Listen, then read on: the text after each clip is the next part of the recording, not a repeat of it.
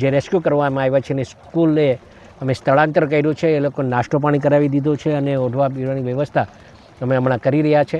તાત્કાલિક જે સુવિધાઓ ઊભી કરવી પડે તાત્કાલિક સુવિધાઓ ઊભી કરવા માટે તંત્ર સજ્જડ હતું અને જરૂર પડે કદાચ હેલિકોપ્ટરની તો હેલિકોપ્ટરને પણ સૂચના આપી દેવામાં આવી હતી.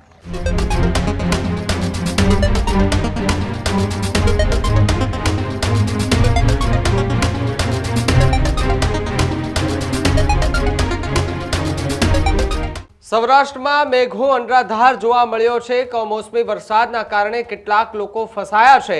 તેનું રેસ્ક્યુ કરવા માટે સ્થાનિક લોકોની સાથે જ હવે ધારાસભ્યો પણ મેદાને ઉતર્યા હોય તેવું પણ લાગી રહ્યું છે. ભગવાન બારડ બાદ હવે અમરેલીના રાજુલાના એ ઉચેયા ગામમાં વરસાદી પાણી ભરાયા હતા, જે બાદ ધારાસભ્ય કે જે મેદાને ઉતર્યા છે 50 જેટલા લોકોનું અત્યાર સુધીમાં રેસ્ક્યુ છે તેના દ્વારા કરવામાં આવ્યું છે. હીરા સોલંકી ધારાસભ્ય કે જે સ્થળ પર પહોંચ્યા હતા અને જે લોકો ફસાયા હતા તેમની સાથે એમણે વાત કરી અને એમને બહાર કાઢવાના પ્રયાસ કર્યા હતા. ખેત મજૂરો અને બાળકોને સલામત સ્થળે ખસેડવામાં આવ્યા હતા. ટ્રેક્ટર દ્વારા ઉંચેયા ગામમાં ફસાયેલા લોકોને બચાવવા માટે ધારાસભ્ય ખુદ મેદાને ઉતર્યા છે. હીરા સોલંકીએ ટીમ સાથે પાણીના પ્રવાહમાંથી લોકોને બહાર કાઢ્યા છે. રાજુલા જાફરાબાદના અનેક વિસ્તારોમાં પાણી ભરાયા હોવાના દ્રશ્યો સામે આવ્યા છે. તો બીજી તરફ હીરા સોલંકી કે જે ગ્રાઉન્ડ ઝીરો પર પહોંચીને બચાવ કામગીરી એમના દ્વારા જે છે તે હાથ ધરવામાં આવી છે. લોકોને તાત્કાલિક સલામત સ્થળ પર ખસેડવાની કામગીરી હીરા સોલંકી અને એમની ટીમ દ્વારા કરવામાં આવી રહી છે.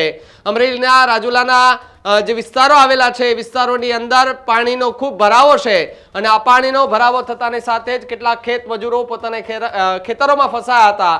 તેમને કોલ મળતાની સાથે જ ધારાસભ્ય હીરા સોલંકી જે પોતાની ટીમ સાથે ત્યાં પહોંચ્યા હતા, એમની સાથે પોલીસનો કાફલો હતો, ફાયર બ્રિગેડની ટીમનો કાફલો હતો. ટ્રેક્ટર લઈ અને અંદર સુધી પાણીના વહેણમાં ગયા હતા.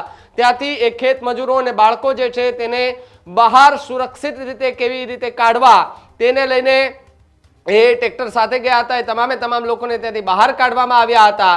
સાથે જ હીરા સોલંકી અને એમની સાથેની જે ટીમ હતી 20 થી વધારે લોકોની ટીમ કે જેના દ્વારા સરાહનીય કામગીરી જે છે તે કરવામાં આવી છે. તમે જુઓ કે જે પ્રમાણે એ રસ્તાઓ ખૂબ ખરાબ છે, ત્યાં ગારો છે, પગ અંદર ખૂંચે જાય તેવી સ્થિતિ છે ને તેવી સ્થિતિ વચ્ચે લોકોની સેવામાં હંમેશા એ હીરા સોલંકી જે છે તે જનપ્રતિનિધિ તરીકે જોવા મળતા હોય છે. ત્યારે નાના નાના બાળકોને એમણે બચાવ્યા છે, ઘર પરિવારોને બચાવ્યા છે, મોટા લોકોને બચાવ્યા છે. ટ્રેક્ટર મારફતે તમામ લોકોને પાણીના પ્રવાહમાંથી હીરા સોલંકી છે તેના દ્વારા એ બહાર કાઢવામાં આવ્યા હતા. પોલીસનો કાફલો પણ એમની સાથે છે.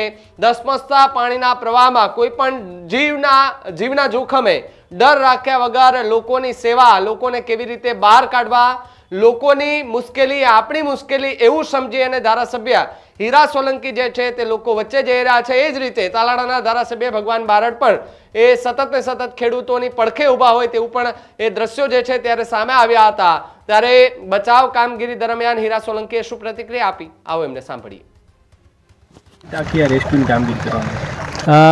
આજ સવારે જ આ ગામના સૌ આગેવાનોના ફોન આવતા જ આ ગામમાં જે મજૂરી કરવા આવેલા લોકો દયાળ ગામના, ચાંચખેરા પટવા ગામના અને આ ગામના અમુક ખેડૂતો જે વધારે પડતી પાણી આ ગામમાં ફરી વળવાના કારણે 50 લોકો બાળકો સહિત જેમનું રેસ્ક્યુ કરવામાં આવ્યું છે. હું આ ગામના યુવાનોનો, આ ગામના સરપંચો, આ ગામના આગેવાનોનો ખૂબ ખૂબ આભાર માનીશ કે અમારા સાથે સાહસ કરી અને ટ્રેક્ટરનું પણ અમને સહાય મળી અને એના કારણે અમે આ રેસ્ક્યુ કરી શક્યા.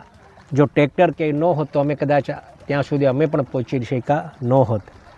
પોલીસ તંત્ર સાથે રહી, પાર્ટીના કાર્યકર્તાઓ સાથે રહીને આ વિસ્તારના એક જનપ્રતિનિધિ તરીકે જ્યારે આવા સમાચાર મળ્યા તાત્કાલિક જ આ ગામમાં આવી અને દરેક લોકોને આ બાબતે મુખ્યમંત્રી શ્રી સાહેબ સાથે પણ અમે ધ્યાન ઉપર મૂકી દીધેલું. કલેક્ટર સાહેબ સાથે લાઈવ કોન્ટેક્ટમાં હતો અને જરૂર પડે કદાચ હેલિકોપ્ટરની તો હેલિકોપ્ટરને પણ સૂચના આપી દેવામાં આવી હતી. રામપરા ગામના એ બાજુ વિસ્તારના લોકો પણ જે 7-8 જણ બાળકો સાથે જે ફસાયેલા હતા એને પણ સુરક્ષિત રીતે બહાર કાઢી લેવામાં આવ્યા છે અને હાલમાં આ જે રેસ્ક્યુ કરવામાં આવ્યા છે એની સ્કૂલે અમે સ્થળાંતર કર્યું છે. એ લોકો નાસ્તો પાણી કરાવી દીધો છે અને ઓઢવા પીવાની વ્યવસ્થા અમે હમણાં કરી રહ્યા છે. પછી એને ઘરે આ પાણી ઉતરે પછી એમને ઘરે અમે શિફ્ટ કરી દઈશું. Thank you. સાહેબ, રાજુલા જાફરાબાદના કેટલા ગ્રામીણ ગામડાઓ છે જેની સ્થિતિ આ? મારા ધ્યાન ઉપર આવતા પ્રથમ તો લોટ પર ગામમાં પાણી ફરી વળ્યા હતા, પીપાવા ગામમાં ફરી વળ્યા હતા, નાગેશ્રીમાં ફરી વળ્યા હતા, રામપરામાં ફરી વળ્યા હતા, ઊંચૈયા ગામમાં ફરી વળ્યા હતા. આવા બધા જ્યાં જ્યાં તે મારા ધ્યાન ઉપર જે વસ્તુની ધ્યાન ઉપર આવી એ કલેક્ટર સાહેબ સાથે અને ડિઝાસ્ટર મેનેજમેન્ટ સાથે સંપર્ક કરી અને તાત્કાલિક જે સુવિધાઓ ઊભી કરવી પડે તાત્કાલિક સુવિધાઓ ઊભી કરવા માટે તંત્ર સજ્જડ હતું. સાહેબ, તમે ઊંચૈયા પહોંચવા માટે શું કર્યું? તરીને ગયા હતા? બસ આ પાણીમાં આ બધા સહયોગ સાથે એકબીજે ચેન બનાવી અને પોલીસ તંત્રને અમારે પાર્ટીના કાર્યકર્તાઓ સાથે મળી અને ત્યાં સુધી માથોડી પાણીમાં વયાઈ ગયા. અમે સાહસ કર્યું એટલે પહોંચી ગયા ત્યાં. Healthy life is very important पर टेस्टी लाइफ भी तो जरूरी है ना बॉस. समोसा चाट से है प्यार पर एसिडिटी से कैसे रहोगे दूर यार. Wait, we have a 3-step solution.